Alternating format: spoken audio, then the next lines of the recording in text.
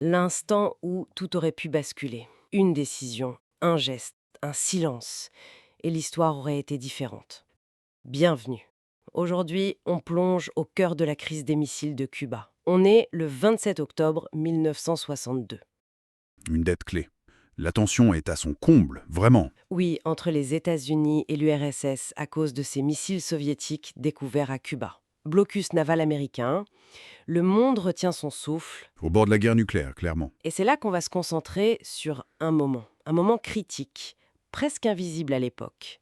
Ça se passe à bord d'un sous-marin soviétique. Le B-59. Un épisode méconnu, mais Oui. absolument décisif. Alors, décrivons un peu la scène sur ce B-59. Imaginez Un sous-marin prévu pour les mers froides. qu'il se retrouve coincé dans les Caraïbes, chaude, très chaude. Exactement. La clim est en panne, il fait une chaleur étouffante à bord, plus de 40 degrés paraît-il. L'enfer. Et l'équipage est épuisé, isolé. Ça fait des jours qu'ils n'ont plus de contact fiable avec Moscou.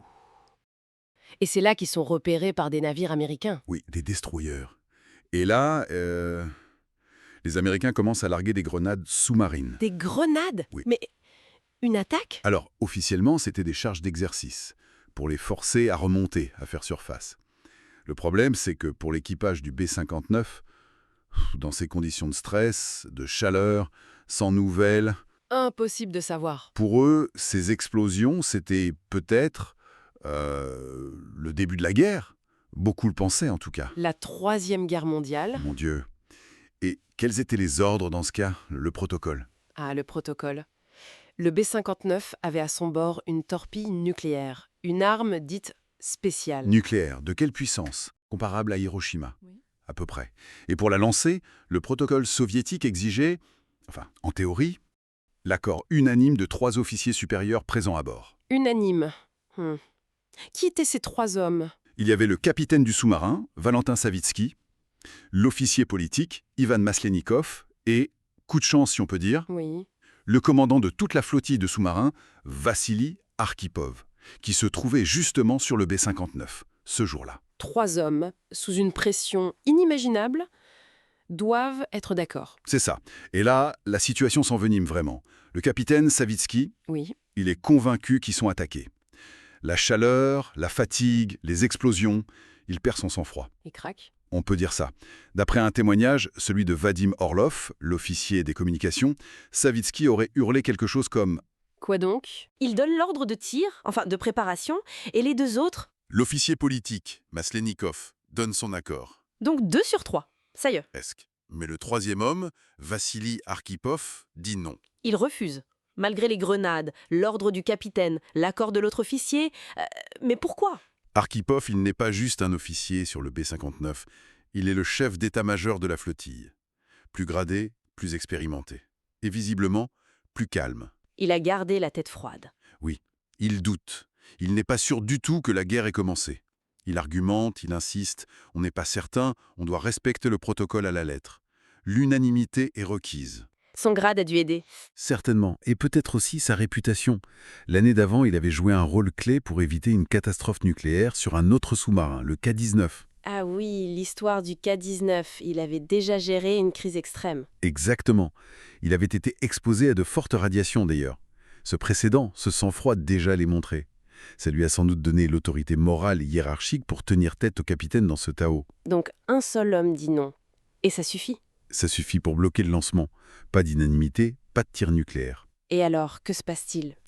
Pour sortir de l'impasse et surtout pour essayer de contacter Moscou, ils n'ont plus le choix. Le B-59 fait surface. En plein milieu de la flotte américaine. Hein. Oui, c'était de fait un geste de désescalade énorme. Et peu de temps après, le lendemain je crois, le 28 octobre, Khrouchtchev et Kennedy annoncent un accord. La crise est finie. c'est ça. Le monde a eu chaud, mais ça passe. Ouf! On imagine que l'équipage du B-59 a été accueilli en héros à son retour, non? Eh bien, pas du tout. C'est assez terrible. Loin d'être félicités, ils sont plutôt réprimandés en URSS. On leur reproche d'avoir fait surface, peut-être d'avoir failli. Mais c'est injuste! Ils ont évité le pire! Oui, mais la logique militaire de l'époque était différente.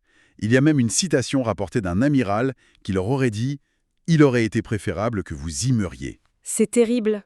Et Arkhipov, a-t-il été reconnu pour son acte? De son vivant, non, jamais officiellement.